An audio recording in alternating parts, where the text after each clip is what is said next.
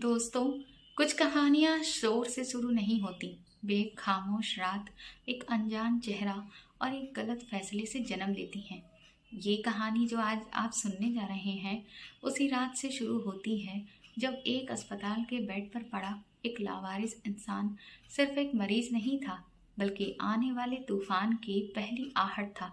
और उस तूफान से सबसे पहले जिसकी जिंदगी टकराने वाली थी, वो थी पायल, जिसकी कहानी आज आप सुनेंगे। तो चलिए शुरू करते हैं आज की कहानी। उस रात हॉस्पिटल सोया नहीं था। मशीनों की आवाज थी, लाइटें जल रही थी, फिर भी कुछ ऐसा था जो हवा में अटका हुआ था, जैसे कोई अनकहा सच अंदर घुसने वाला हो। मैं नाइट ड्यूटी पर थी कि अचानक सायरन की चीख ने सब कुछ हिला दिया। एम्बुलेंस रुकी, दरवाजा खुला और मौत जैसी खामोशी अंदर चली आई। स्ट्रेचर पर पड़ा वो जिस्म किसी इंसान जैसा नहीं लग रहा था। पट्टियों, मिट्टी और खून से लिपटा हुआ, जैसे किसी जंगल ने उसे उगल दिया हो। कोई इसके पास नहीं जाएगा। डॉक्टर खुराना की आवाज ऐसी थी जैसे फैसला सुनाया जा रहा हो। ये पुलिस का मामला है और ये आदमी खतरनाक हो सकता है। मैंने कुछ नहीं कहा, बस ड्रिप सेट को और कसकर पकड़ा। खतरनाक?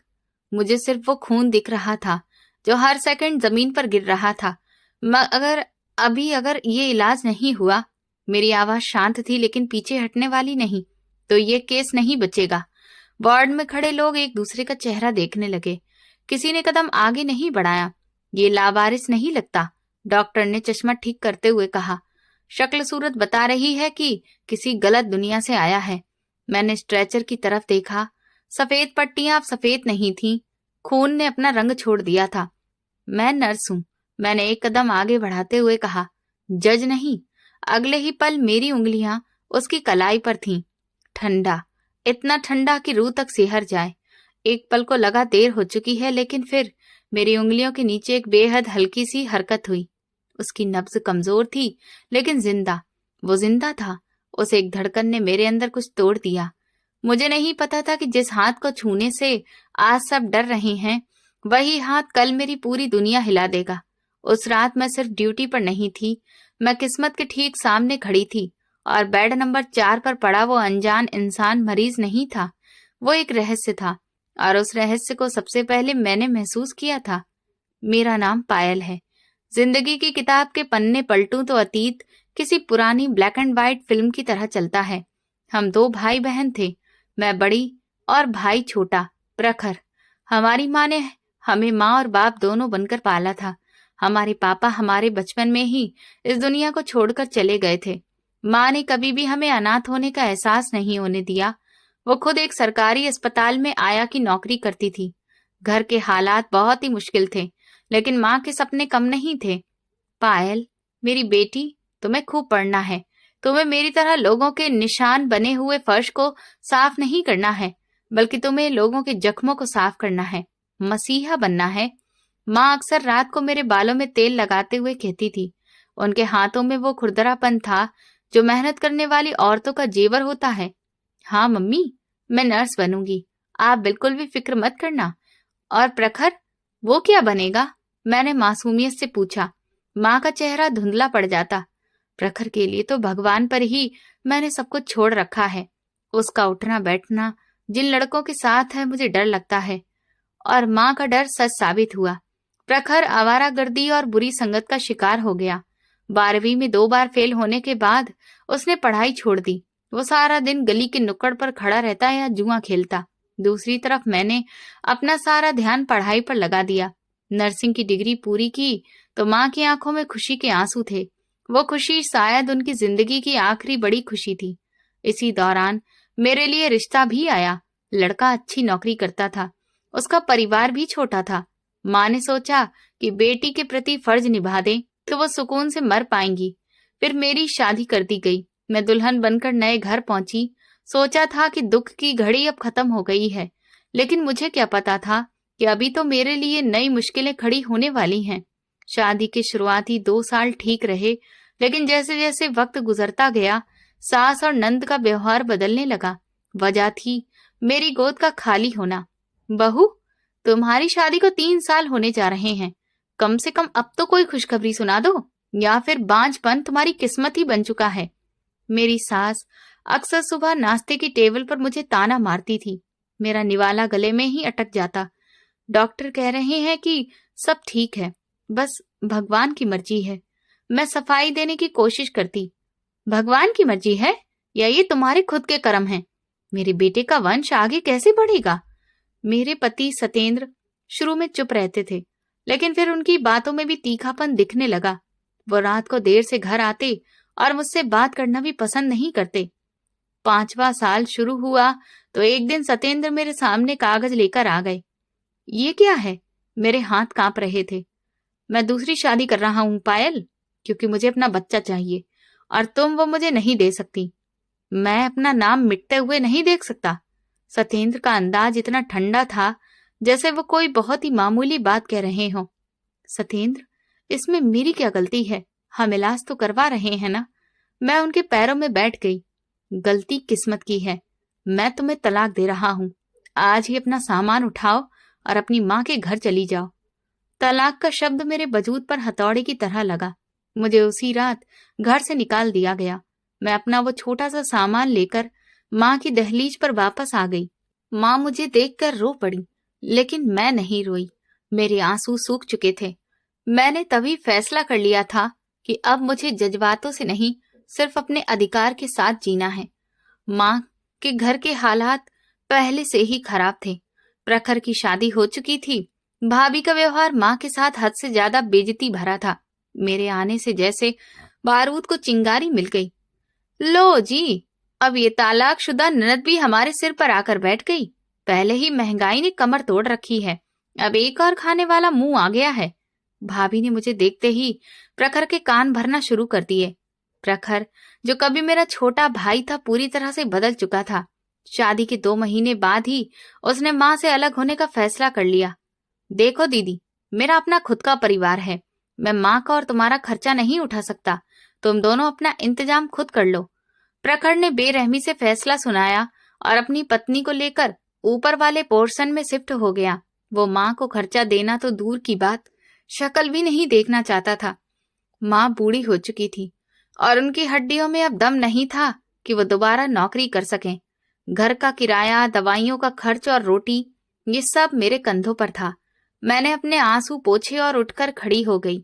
मैंने हॉस्पिटल के एडमिनिस्ट्रेशन से बात की, जहां माँ काम करती थी। मेरी नर्सिंग की डिग्री और माँ की पुरानी सेवा के बदले में मुझे वहां स्टाफ नर्स की नौकरी मिल गई। सैलरी बहुत ज्यादा नहीं थी, लेकिन इतनी थी कि मैं और माँ इज्जत की रोटी खा सकते थे। जिंदगी एक डगर पर चल पड़ी। सुबह सवेरे हॉस्पिटल जाना, मरीजों की देखभाल करना, उनके जख्मों को धोना और शाम को थका हारा घर वापस आना। माँ मेरा एकमात्र सहारा थी, लेकिन शायद भगवान को मेरा ये छोटा सा सहारा भी मंजूर नहीं हुआ। एक शाम जब मैं ड्यूटी से वापस आई तो माँ चारपाई पर लेटी थी। मुझे लगा कि वो शायद सो रही हैं, लेकिन वो तो इस दुनिया को छोड़कर ही जा चुकी थी। माँ की अर्थी पर प्रखर कुछ देर के लिए आया। उसने बस फॉर्मेलिटी से भरे हुए आंसू बहाए और चला गया। मैं इस दुनिया में बिल्कुल अकेली रह गई। वो घर जहां कभी माँ की सांसों की गर्मी थी, अब शमशान की तरह खामोश था। रातें काटना मुश्किल हो गया था। मैंने अपने आप को काम में व्यस्त कर लिया। मैं डबल शिफ्ट करने लगी ताकि घर के खालीपन का सामना न करना पड़े। हॉस्पिटल ही अब मेरा घर था। बहुत सारे मरीज आते वहां। कुछ हेल्दी होकर मुझे आशीर्वाद देकर जाते, तो कुछ मेरे सामने ही दम तोड़ जाते। मौत को इतना करीब देखते हुए मेरा दिल पत्थर का हो चुका था, या शायद मैंने खुद को पत्थर का बना लिया था ताकि अब और कोई दुख उसमें दरार न डाल सके। अक्सर जब वार्ड में किसी बच्चे की पैदाइश होती और मिठाई बांटी जाती तो मेरे दिल में एक अजीब सा दर्द उठता। काश मेरी कोई औलाद होती। काश मेरा भी कोई सहारा होता जो बुढ़ापे में मेरा हाथ थाम लेता। लेकिन सोचने और होने में तो जमीन आसमान का फर्क होता है। मैंने इन ख्यालों को झटक दिया और खुद को ट्रे में रखी दवाइयों और इंजेक्शनों तक ही सीमित कर लिया था। फिर वो रात आई। मेरी ड्यूटी एक्सीडेंटल वार्ड में थी। नाइट शिफ्ट थी। हॉस्पिटल की गैलरी बिल्कुल सुनसान थी। शांति थी। सिर्फ इमरजेंसी की हल्की रोशनी जल रही थी। मेरे साथ नर्सिंग काउंटर पर मेरी कलीग सुनीता बैठी थी। आज रात सुकून है, वरना पिछले हफ्ते तो ट्रैफिक के हादसों ने सांस तक नहीं लेने दी। सुनीता ने चाय का कप मेरे सामने रखते हुए कहा, सुकून तो कुछ समय के लिए होता है सुनीता। हॉस्पिटल में खामोशी तूफान के आने की चेतावनी होती है।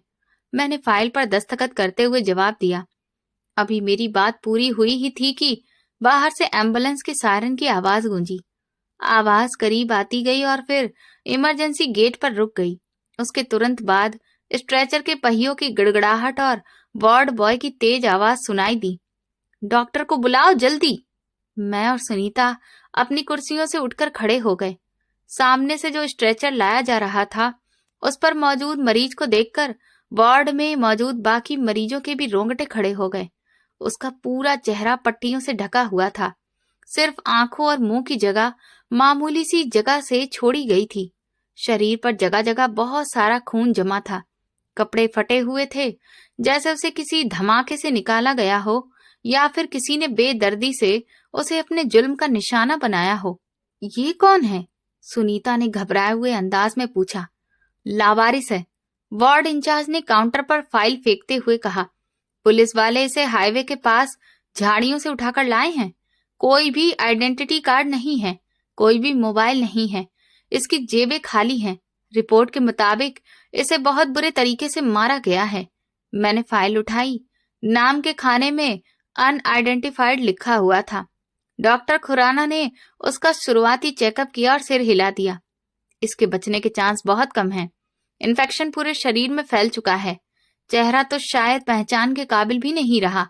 इसे कोने वाले बेड पर शिफ्ट कर दो। सब नर्स कतराने लगी। सुनीता ने मेरे कान में धीरे से कहा, पायल, उसके पास मत जाना। सुना है पुलिस को शक है कि ये कोई मुजरिम है। ऐसे लोगों के दोस्त नहीं बल्कि दुश्मन होते हैं। कल को कोई उसे मारने के लिए यहाँ पहुंच गया तो हम भी लपेटे में आ जाएंगे। मैंने सुनीता की तरफ देखा और फिर उस अकेले मरीज की तरफ। 3 दिन से वो उसी बेड पर पड़ा था, बिना किसी हरकत के। न कोई उसका हाल पूछने आया, न कोई दवा लाकर देने वाला था। हॉस्पिटल के स्टाफ ने उसे बेड नंबर 4 का नाम दे दिया था। मैं धीरे धीरे चलती हुई उसके बेड के पास गई। उसके सीने का उतार चढ़ाव बता रहा था कि वो सांस ले रहा है। पट्टियों के बीच से उसकी आंखें बंद दिख रही थीं, लेकिन मुझे अजीब सा एहसास हो रहा था। ये इंसान जो भी था बहुत ही तकलीफ में था, और तकलीफ का कोई धर्म, कोई नाम नहीं होता। पानी बहुत ही धीमी, बड़ी मुश्किल से सुनाई देने वाली आवाज निकली। मैं चौंक गई। ये 3 दिनों में पहली बार था कि उसने कोई आवाज निकाली थी। मैंने तुरंत जग से पानी गिलास में डाला और एक छोटा सा पाइप उसके सूजे हुए होठों के बीच रख दिया। उसने कुछ घूंट पिए और फिर धीरे से आंखें खोल दी। उसकी आंखें भी सूजी हुई थीं। पलकों के किनारे नीले पड़ गए थे, लेकिन उन आंखों के अंदर एक अजीब सी गहराई थी। वो वहशत नहीं थी जो आमतौर पर मुजरिम की आंखों में होती है, बल्कि एक खामोश प्रार्थना थी, एक दर्द जो सदियों से टिका हुआ लग रहा था। मैंने उसकी आंखों में देखा और मुझे अचानक अपना आप याद आ गया। वो अकेलापन, वो बेबसी जो मैंने माँ के जाने के बाद महसूस की थी। लावारिस वो नहीं था, लावारिस तो मैं भी थी। मैंने फैसला कर लिया। सुनीता, मैंने काउंटर की तरफ मुड़कर कहा, इसकी फाइल मुझे दे दो। आज से बेड नंबर 4 की जिम्मेदारी मेरी है। तुम पागल हो गई हो? सुनीता ने हैरानी से कहा। ये केस खराब है। पुलिस रोज चक्कर लगा रही है। क्यों तुम मुसीबत अपने गले में डाल रही हो? क्योंकि अगर ये मर गया तो सिर्फ इसलिए मरेगा कि किसी ने इसे इंसान नहीं समझा, और मैं ऐसा नहीं होने दूंगी। मैंने कुर्सी खींची और उसके बेड के सिरहाने बैठ गई। मैं गीले तौलिए से उसके हाथों को साफ करने लगी। उसके हाथों पर सख्त मेहनत के निशान थे। ये हाथ किसी नाजुक मिजाज इंसान के नहीं थे। उस रात मैंने अपनी बेटी होने की हसरत और माँ बनने की ख्वाहिश दोनों उस अनजान मरीज की सेवा में लगा दी। मैं नहीं जानती थी कि वो कौन है, कहाँ से आया है, लेकिन मेरे दिल ने गवाही दी कि ये इंसान वो नहीं है जो दुनिया इसे समझ रही है। और यहीं से मेरी और उस अनजान इंसान की कहानी की शुरुआत हुई।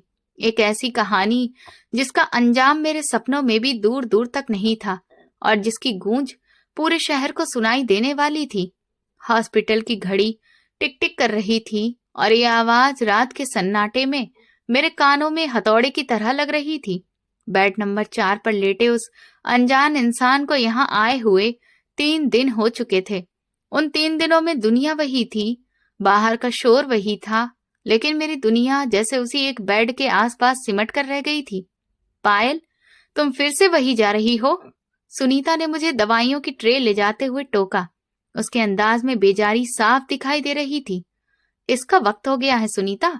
एंटीबायोटिक की दवाओं का डोज लेट नहीं कर सकते हैं।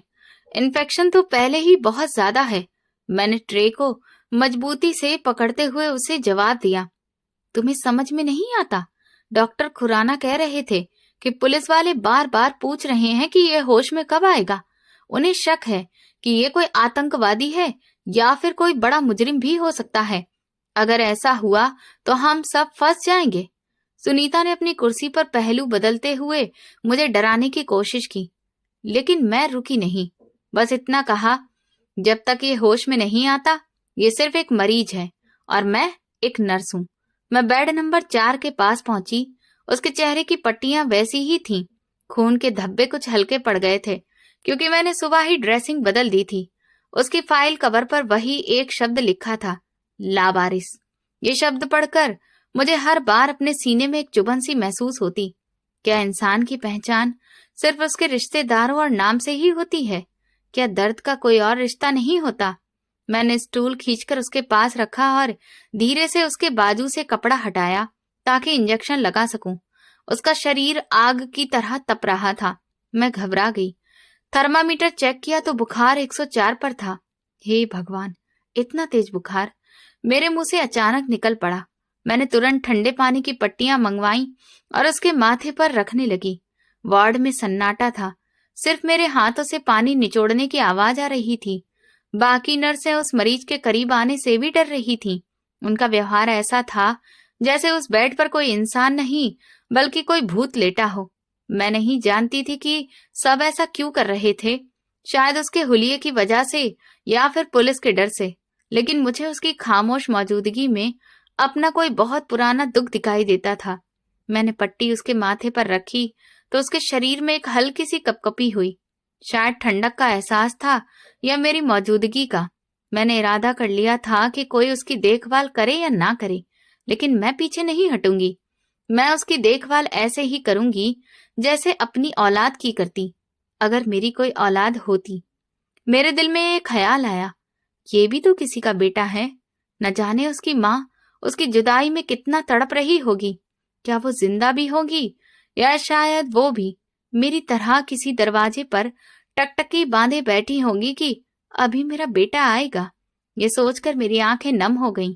मैं उसके सिरहाने बैठ गई और अपने पर्स से वो छोटी सी माला निकाल ली जो मेरी माँ की निशानी थी। मैं माला फेरने लगी, जिसे पढ़कर अक्सर माँ हमारे बीमार होने पर हमारे माथे पर हाथ फेरती जाती थी। इसी बीच अचानक उसकी आंखें खुल गईं। पट्टियों के बीच से झांकती हुई उसकी आंखें सीधी मेरी तरफ देख रही थीं। उनमें लालपन था, उनमें दर्द था, लेकिन एक अजीब सा होश भी दिख रहा था। वो मुझे ऐसे देख रहा था जैसे अपनी ही आंखों से मदद की गुहार लगा रहा हो। घबराओ मत, तुम इस वक्त अस्पताल में हो और सुरक्षित हो।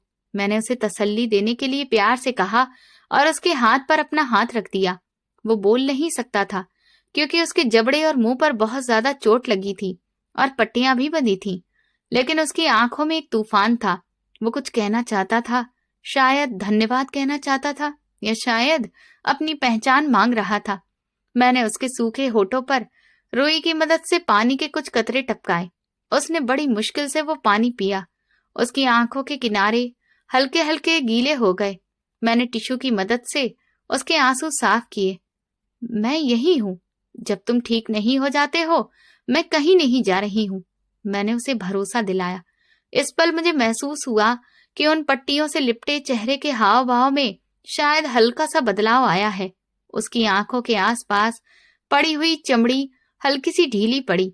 मुझे ऐसा लगा जैसे उसके चेहरे पर एक बहुत ही हल्की, ना के बराबर मुस्कुराहट आई हो, जैसे किसी अपने को पा लेने की खुशी हो। ये पहली बार था कि उसने मेरी बात का जवाब अपने हाव भाव से दिया था। मेरा दिल भर आया। वो अजनबी था, लावारिस था, लेकिन उसे एक लम्हे में वो मुझे अपने बेटे जैसा महसूस होने लगा।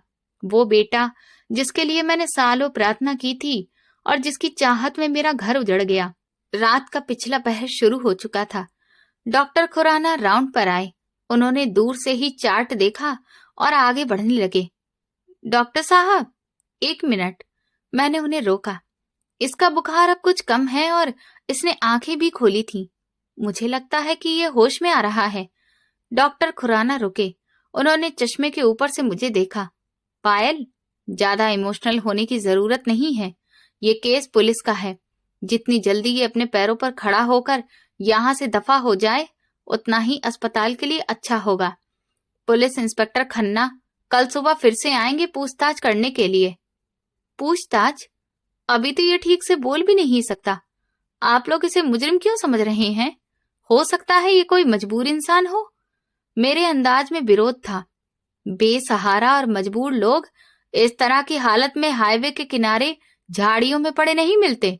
इसके शरीर पर गोलियों के निशान भले ही नहीं हैं, लेकिन जो घाव के निशान हैं वो बिल्कुल ऐसे हैं जैसे किसी प्रोफेशनल ने दिए हों। बचकर रहो मैडम। डॉक्टर खुराना ने वार्निंग दी और आगे चले गए। उनकी बातें सुनकर मेरे दिल में थोड़ा सा डर जरूर पैदा हुआ, लेकिन वो डर ममता के जज्बातों पर हावी नहीं हो पाया। मैं वापस आकर अपनी कुर्सी पर बैठ गई। वो दोबारा आंखें बंद कर चुका था। शायद दवाइयों का असर था या फिर कमजोरी। मैं उसे देखती रही। मेरे दिमाग में बार बार अपने भाई प्रखर का ख्याल आता। वो मेरा सगा भाई था, मेरे खून का हिस्सा था, लेकिन जब मुझे जरूरत पड़ी उसने अपना मुंह मोड़ लिया। और ये इंसान, ये आखिर कौन था? कुछ भी पता नहीं था, लेकिन उसके खामोश दर्द में मुझे अपनापन महसूस हो रहा था।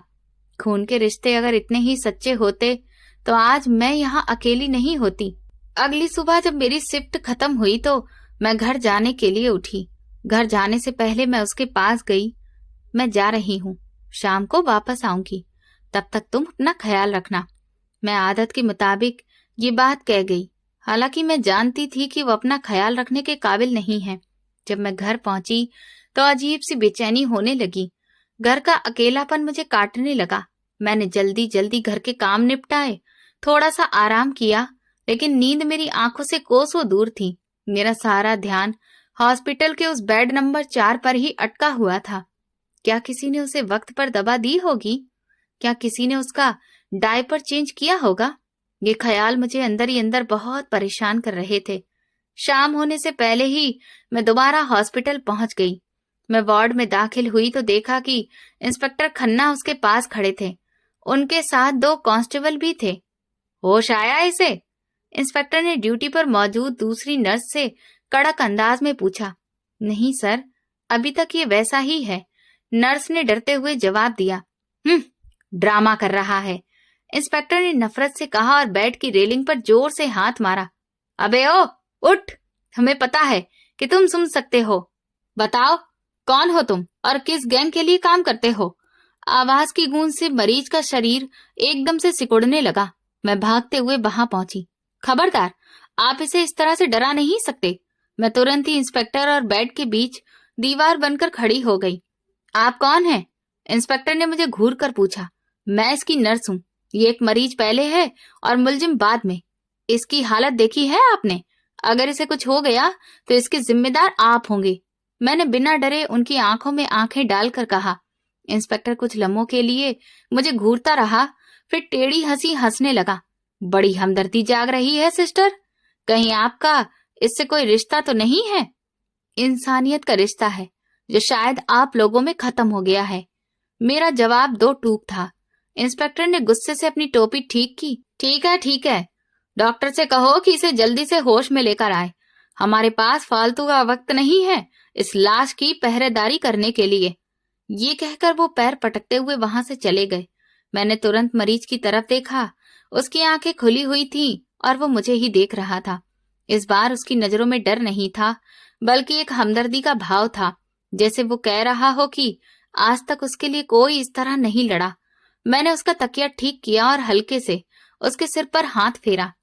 कुछ भी नहीं होगा, मैं हूं ना, कोई तुम्हें कुछ नहीं करेगा। वो ना बोल सकता था, न मुझसे बात कर सकता था, लेकिन बंद जुबान और होठों के बावजूद आंखों के जरिए सब कुछ समझा देता था, ऐसे जैसे वो कह रहा हो कि उसे मेरी सख्त जरूरत है। इस घटना के बाद हमारा रिश्ता और भी ज्यादा गहरा हो गया। वो मेरी आहट पहचानने लगा था। जब भी मैं वार्ड में दाखिल होती, उसका सिर धीरे से मेरी तरफ घूम जाता। अगले कुछ दिन ऐसे ही गुजर गए। उसकी हालत में थोड़ा सुधार हो रहा था, लेकिन बहुत ही धीरे धीरे। मैं उसकी ड्रिप बदल रही थी कि अचानक मुझे उसके हाथ में एक हल्की सी कपकपी महसूस हुई। वो जो लगातार 3-4 दिनों से बिल्कुल बेसुध पड़ा था, आज उसके हाथ की हरकत ये बता रही थी कि वो खुद को पहले से बेहतर महसूस कर रहा है। ये देखकर मैं बहुत खुश हो गई। तुम्हारा हाथ हिला, तुम मुझे सुन रहे हो, दोबारा हिलाओ। उसने बड़ी कोशिश की। उसके माथे पर सिकुड़न आ गई और फिर उसकी एक उंगली हल्की सी उठी। शुक्र है, चलो भगवान, बहुत बहुत धन्यवाद। मैंने उसका हाथ हल्के से थाम लिया। ये मेरी मेहनत का फल था। वो जिंदगी की तरफ वापस आ रहा था, लेकिन मुझे ये अंदाजा नहीं था कि वो जिंदगी की तरफ नहीं बल्कि मुझे कैसी दुनिया की तरफ ले जाने की तैयारी कर रहा है, जहां बारूद की बू और कई सारे रहस्यों का साया था। उसकी आंखों में अब एक बेचैनी रहने लगी थी। वो बार बार दरवाजे की तरफ देखता, जैसे उसे किसी के आने का इंतजार हो या शायद किसी के आने का डर। एक रात जब सब लोग सो रहे थे, मैं उसके पास बैठी माला फेर रही थी कि अचानक उसने एक अजीब सी आवाज निकाली। मैंने चौंक कर उसकी तरफ देखने लगी। वो अपने सिर को तकिए पर दाएं बाएं करने की कोशिश कर रहा था, जैसे कुछ समझाना चाह रहा हो। क्या हो गया? क्या दर्द हो रहा है? मैंने परेशानी से पूछा। उसने इनकार में सिर हिलाने की कोशिश की और अपनी आंखों से अपने तकिए के नीचे इशारा किया। मैं समझ नहीं पाई कि वो क्या कहना चाह रहा है।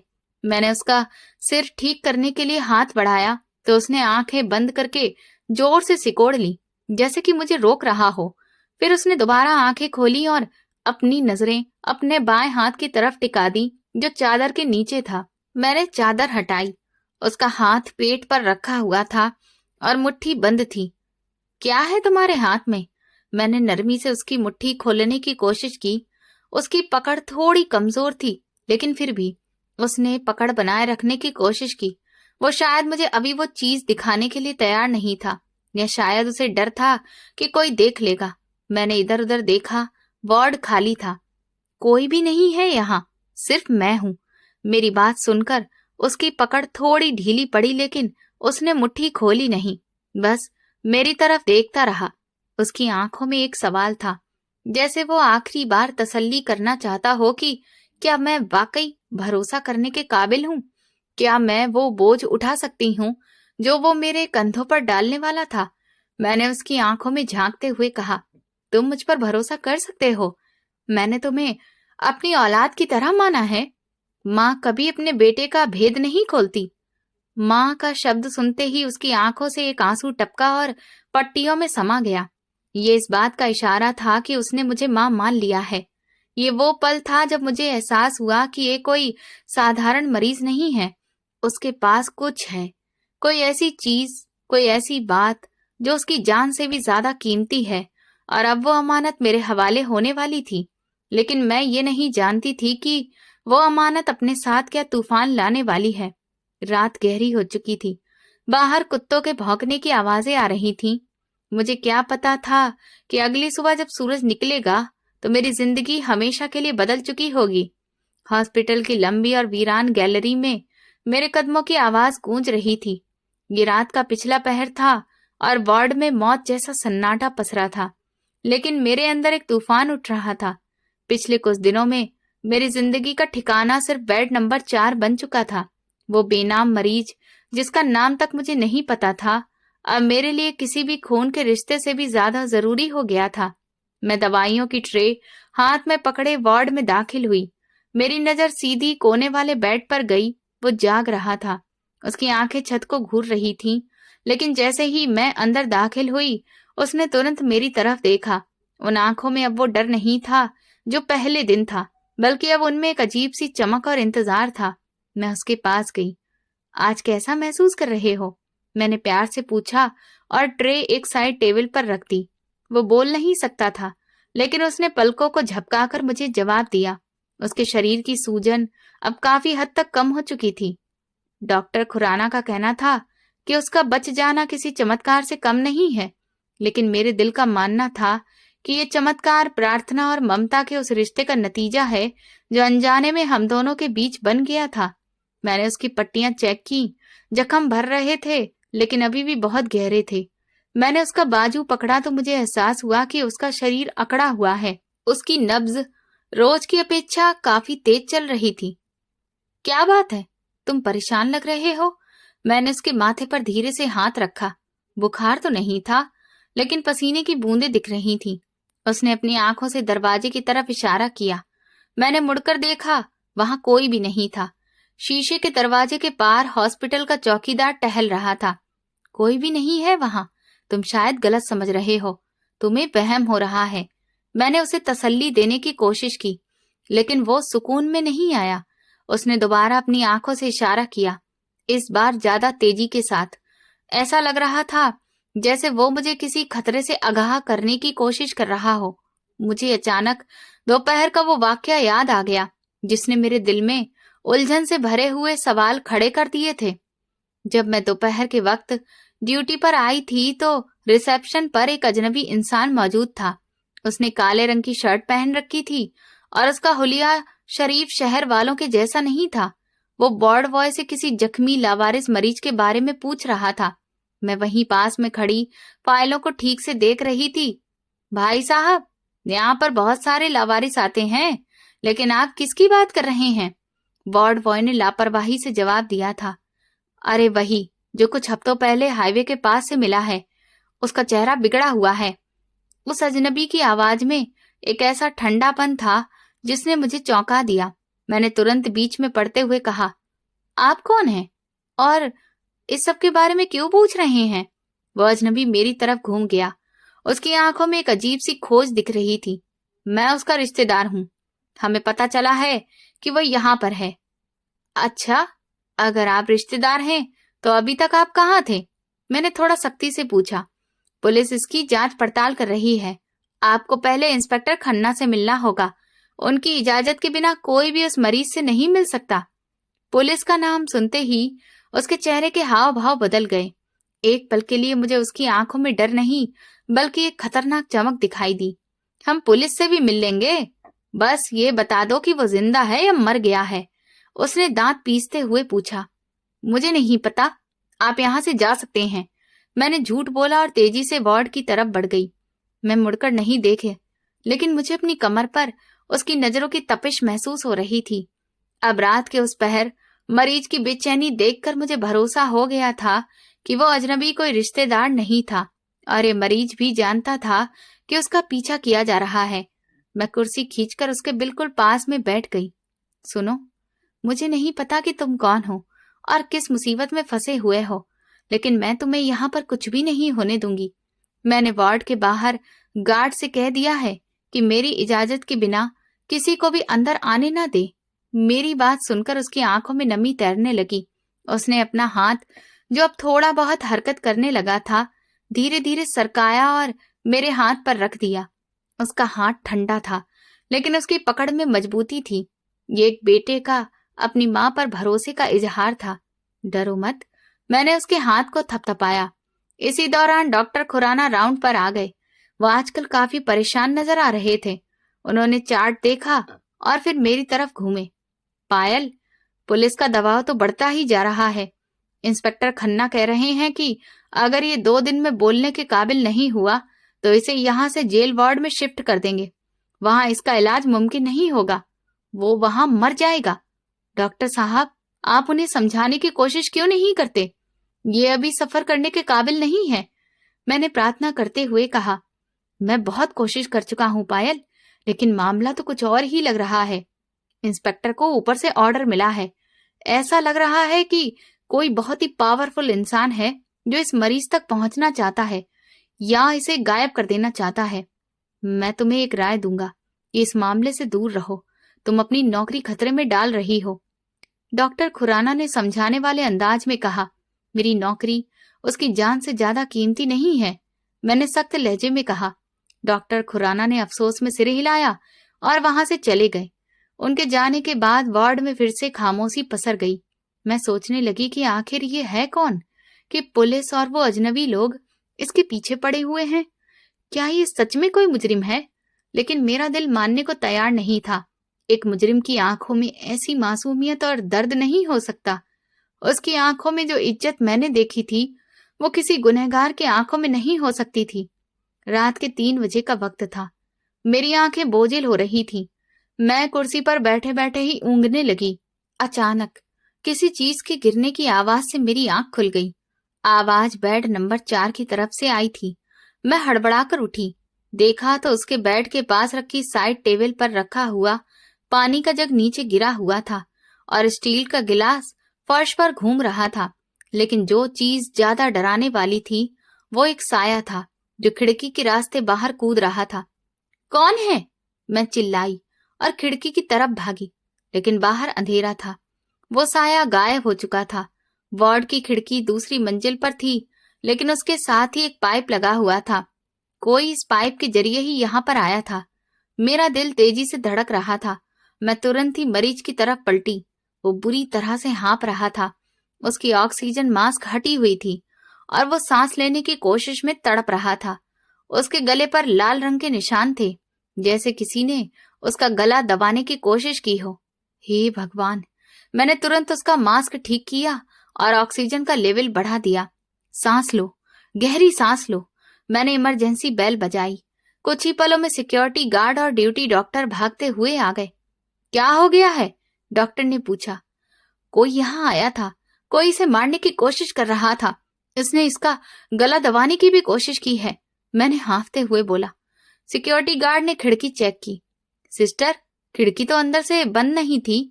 क्या बंद तो थी, मुझे पूरा भरोसा है, लेकिन किसी ने बाहर से खोल ली है। मेरे हाथ कांप रहे थे। उस वाकये ने पूरे अस्पताल में खलबली मचा दी थी। पुलिस को तुरंत जानकारी दी गई। इंस्पेक्टर खन्ना आधे घंटे में वहां पर पहुंच गए।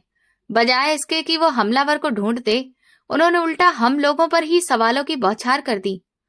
हो सकता है तुमको नींद आ गई हो, तुम्हें भ्रम हुआ होगा। दूसरी मंजिल पर भला कौन आएगा? इंस्पेक्टर ने लापरवाही से कहा। उसके गले पर निशान तो देखिए, ये कोई भ्रम नहीं है।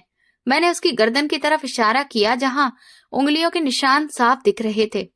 इंस्पेक्टर ने निशान देखे तो कुछ पल चुप हो गया, फिर उसने अपनी टोपी उतारी और सिर खुजाने लगा। ठीक है, लगता है कि इसके दुश्मन काफी पक्के हैं। सिस्टर, अब तो इसका यहाँ रहना और भी ज्यादा खतरनाक हो गया है। हम इसे कल सुबह ही शिफ्ट कर देंगे। आप इसे शिफ्ट करेंगे तो ये लोग इसे रास्ते में ही मार देंगे, मैंने कहा। यहाँ अस्पताल में फिर भी लोग हैं, वहां तो ये बिल्कुल ही अकेला होगा। ये हमारी दिक्कत है, आपकी नहीं, इंस्पेक्टर ने फैसला सुनाने वाले अंदाज में कहा और लंबे कदम बढ़ाता हुआ वहां से चला गया। बाकी रात मैंने उसके सिर के पास जाकर गुजारी। मेरा एक हाथ उसके हाथ पर था और दूसरा मेरे दिल पर।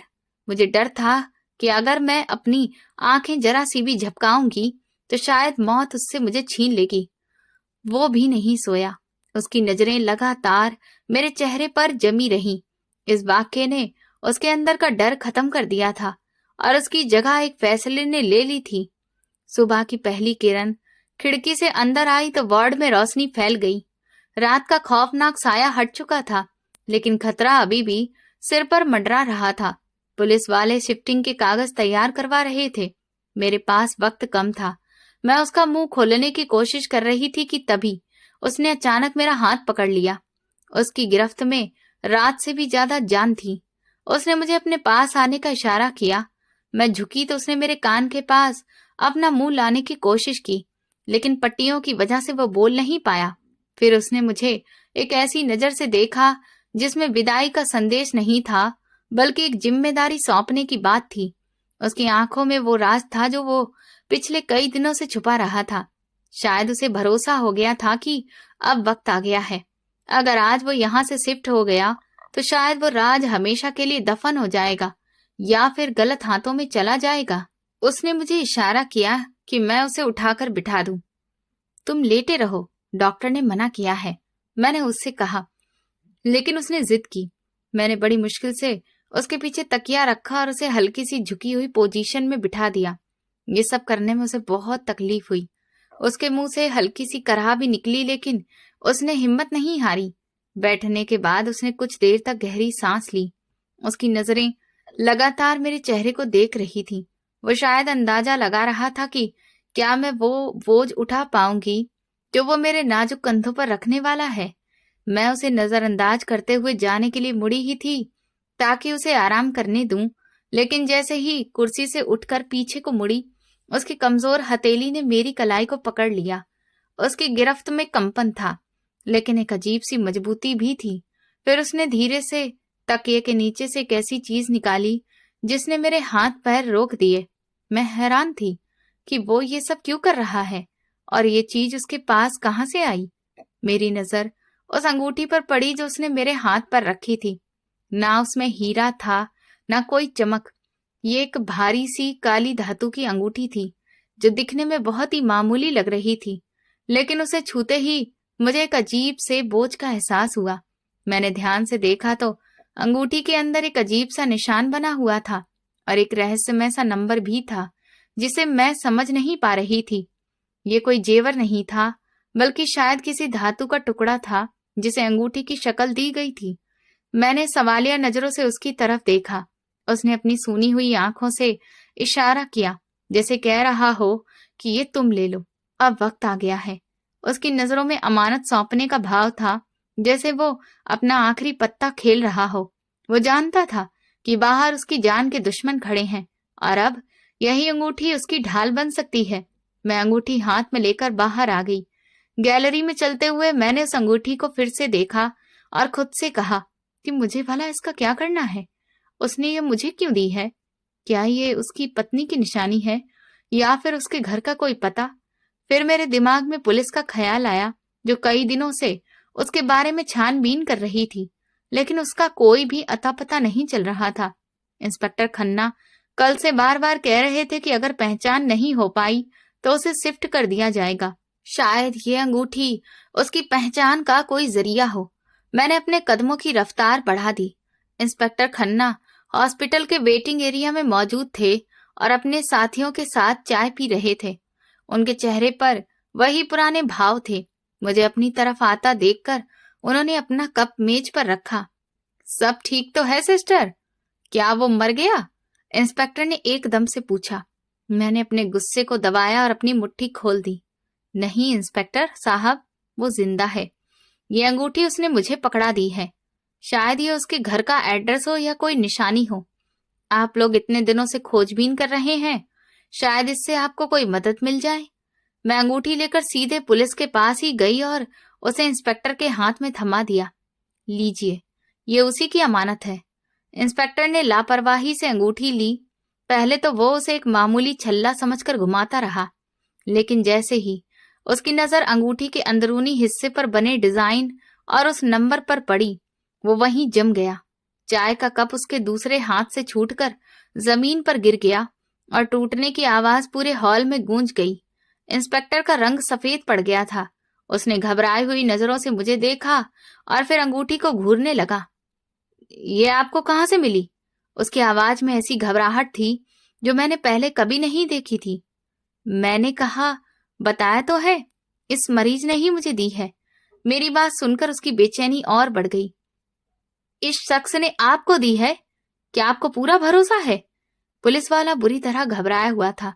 उसके माथे पर पसीना आ गया। यह अंगूठी कोई साधारण अंगूठी नहीं है।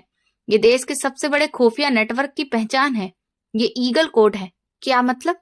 मैं हक्का बक्का रह गई। इंस्पेक्टर ने तुरंत अपनी जेब से वायरलेस सेट निकाला और जोर जोर से उस पर निर्देश देने लगा। कंट्रोल रूम, अलर्ट जारी करो। Code red, code red. हमें ईगल मिल गया है। मैं दोहरा रहा हूँ, वो जिंदा है। Location civil hospital, ward number 4। तुरंत बैकअप भेजो। मेरे पैरों तले से जमीन खिसक गई। जिस इंसान को मैं और पूरा हॉस्पिटल एक लावारिस और शायद मुजरिम समझ रहे थे, वो कोई साधारण आदमी नहीं था। वो एक ऑफिसर था, एक ऐसा इंसान जिसे कई साल पहले शहीद घोषित कर दिया गया था। शुरू में सभी ने मान लिया था कि अब वो नहीं रहा, लेकिन ये अंगूठी इस बात का सबूत थी कि वो जिंदा है। देखते ही देखते हॉस्पिटल का नक्शा बदल गया। कुछ ही मिनटों में सायरनों की आवाजों ने पूरे शहर को हिलाकर रख दिया। इस अंगूठी को देखते ही पूरे इलाके में अजीब सा माहौल बन गया, जैसे कर्फ्यू लग गया हो। अस्पताल के सारे आने जाने वाले रास्तों को सील कर दिया गया। फोर्स की बख्तरबंद गाड़ियां और हाई कमांडोज तैनात कर दिए गए। खुफिया नेटवर्क के सभी लोग अस्पताल के बाहर फैल गए। साधारण लोगों का आना जाना पूरी तरह बंद कर दिया गया। हॉस्पिटल का स्टाफ घबराकर एक कोने में सिमट गया। डॉक्टर खुराना, जो कल तक उसे अस्पताल से बाहर निकालने की बात कर रहे थे, अब हैरानी और बेचारगी की मूर्ति बने खड़े थे। मैं वार्ड की तरफ भागी, लेकिन मुझे दरवाजे पर ही रोक दिया गया। मैं उसकी नर्स हूँ, मुझे वहां जाने दीजिए, उसे मेरी जरूरत है, मैंने एक कमांडो से गिड़गिड़ाकर कहा। इसी वक्त एक भारी भरकम आवाज गूंजी, उन्हें आने दे। मैं मुड़कर देखती हूँ तो एक फौजी कर्नल, जिसकी वर्दी पर कई सारे मेडल लगे थे, मेरी तरफ आ रहा था। उसके चेहरे पर रौब था और आंखों में नमी। वो सीधा मेरे सामने आकर रुक गया। फिर उसने कुछ ऐसा किया जिसकी उम्मीद मुझे क्या, किसी को भी नहीं थी। उस कर्नल ने एकदम से मुझे सैल्यूट किया। मैं हक्का बक्का रह गई, मेरे हाथ कांप रहे थे। एक नर्स को इतना बड़ा प्रोटोकॉल। मैडम, आप नहीं जानती कि आपने किसकी जान बचाई है, कर्नल ने भारी आवाज में कहा। जिसकी आप सेवा कर रही थी वो कोई आम साधारण इंसान नहीं है, वो एक खुफिया नेटवर्क की पहचान के लिए जाना जाता है।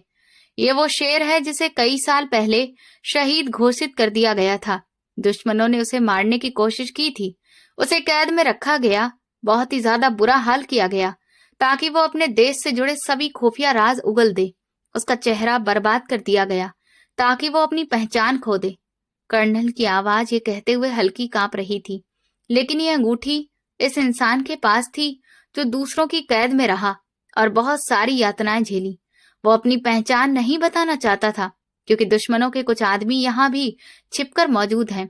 शायद इसी वजह से उसने ये अंगूठी आप तक पहुंचाई थी ताकि ये पता चल सके कि नेटवर्क जिंदा है या नहीं। और जब आपने उस पर तरस खाना शुरू किया तो आप अनजाने में उस राज की रखवाली करने वाली बन चुकी थी। मेरी आंखों से आंसू बहने लगे। वो खामोश नजरें, वो दर्द, वो इशारे, सब कुछ अब समझ में आ रहा था। वो अपने लिए नहीं डर रहा था, वो उस अमानत के लिए फिक्रमंद था जो उसके सीने में दफन थी। चलिए, वो आपका इंतजार कर रहे हैं। कर्नल ने मुझे रास्ता दिया। हम वार्ड में दाखिल हुए। वहां डॉक्टरों की पूरी टीम मौजूद थी जो फौज के खास डॉक्टर थे। उन्होंने उसके चेहरे की पुरानी पट्टियां उतार दी थी और नई ड्रेसिंग की तैयारी कर रहे थे। जैसे ही उस ऑफिसर ने अंगूठी देखी, वो बिस्तर से उठने की कोशिश करने लगा। कर्नल आगे बढ़े और उसे सहारा दिया। Sir, welcome back. कर्नल ने तुरंत उसे गले से लगा लिया, लेकिन उसकी नजरें कर्नल पर नहीं बल्कि मुझ पर थीं। मैं धीरे धीरे चलती हुई उसके पास गई। आज उसके चेहरे पर कोई पट्टी नहीं थी। उसका चेहरा जख्मों से भरा पड़ा था। जगह जगह जलने और कटे फटे निशान साफ दिखाई दे रहे थे, लेकिन उन जख्मों के बावजूद उसके चेहरे पर एक अजीब सी चमक और सुकून था। ये एक फौजी का चेहरा था। आज जब उसके चेहरे की पट्टियां हटाई गईं, तो उसने मुझे देखकर हल्की सी मुस्कान दी। उसकी मुस्कुराहट में वे सारी तकलीफें मिटती हुई महसूस हो रही थीं जो उसने सालों तक सहन की थी। कमरे में मौजूद सभी ऑफिसर खामोश खड़े थे। उसने अपना कांपता हुआ हाथ ऊपर उठाया और मेरी तरफ बढ़ाया। मैं आगे बढ़ी और उसका हाथ पकड़ लिया। उसने मेरा हाथ अपने माथे से लगाया और होंठ खोले। उसकी आवाज बहुत धीमी और टूटी हुई थी, जैसे सालों के बाद बोल रहा हो। माँ। ये एक शब्द मेरे दिल पर तीर की तरह लगा। इतना प्यार मुझे उस इंसान से आ गया कि जो मेरा नहीं था, मगर मुझे अपने बेटे जैसा महसूस हुआ। उस एक शब्द ने मेरी सालों के बांझपन की पीड़ा को धो दिया था। मेरे तलाक के जख्म, मेरा अकेलापन, मेरी बेबसी, सब कुछ उस एक शब्द में कहीं खो गया। माँ, आपने मुझे दोबारा जिंदगी दी है, उसने रुक रुक कर कहा। मैं फूट फूट कर रो पड़ी। मैंने उसके माथे पर हाथ फेरा। तुम मेरे बेटे हो, मेरे शेर हो। कर्नल ने मेरे कंधे पर हाथ रखा। पायल जी, हम सभी लोग आपके बहुत आभारी हैं। अगर आप उसकी इतनी सेवा नहीं करती, अगर आप उसे ना बचाती, तो आज हम एक बहुत ही खास इंसान को खो देते। आप सिर्फ एक नर्स नहीं हैं, आप इस देश की सच्ची नागरिक हैं। मुझे याद आया कि किस तरह मैंने उसे लावारिस समझकर उसकी सेवा की थी। लोग मुझ पर हंसते थे, मुझे बेवकूफ बताते थे कि मैं खतरे को मोल ले रही हूँ, लेकिन आज वही लावारिस शख्स जिसके सिरहाने कोई नहीं बैठता था, पूरे देश का सहारा बनकर सबके सामने खड़ा था। कुछ समय के लिए उसे आर्मी हॉस्पिटल में शिफ्ट कर दिया गया। मैं जब भी उससे मिलने जाती वो व्हीलचेयर पर बैठकर मेरा इंतजार कर रहा होता। उसकी बहादुरी के किस्से टीवी पर चलने लगे, अखबारों में उसकी कहानी सुर्खियां बन गई। लेकिन मेरे लिए वो कोई मेजर या कमांडो नहीं था, वो मेरा प्रखर था, मेरा बेटा था जो मुझे बुढ़ापे में मिला था।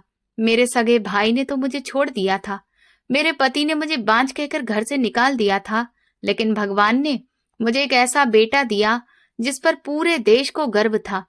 मुझे अब समझ आ गया था कि खून के रिश्ते ही सब कुछ नहीं होते हैं। इंसानियत का रिश्ता, दर्द का रिश्ता और एहसास का रिश्ता खून से भी कहीं ज्यादा बड़ा होता है। मैं आज भी उसी अस्पताल में काम करती हूँ, लेकिन अब मैं अकेली नहीं हूँ। अब जब मैं घर जाती हूँ तो अकेलापन मेरा स्वागत नहीं करता।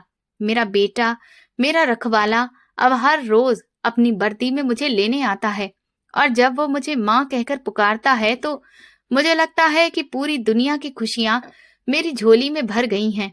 ये सच है कि भगवान आपकी परीक्षा जरूर लेता है, लेकिन अगर आप उस परीक्षा में पास हो जाएं तो वो आपको झोली भरकर भी देता है। तो दोस्तों, अगर आपको हमारी कहानी पसंद आई है तो कमेंट करके जरूर बताएं। वीडियो को लाइक करें, हाइप दें और ज्यादा से ज्यादा शेयर करें। चैनल पर नए हैं तो सब्सक्राइब करें और नोटिफिकेशन बेल दबाएं ताकि अगली अपडेट सबसे पहले आपको मिले। ये कहानी पूरी तरह काल्पनिक है। किसी भी व्यक्ति, घटना या संस्था से इसका कोई संबंध नहीं है। किसी भी समानता को केवल संयोग ही समझा जाए। धन्यवाद।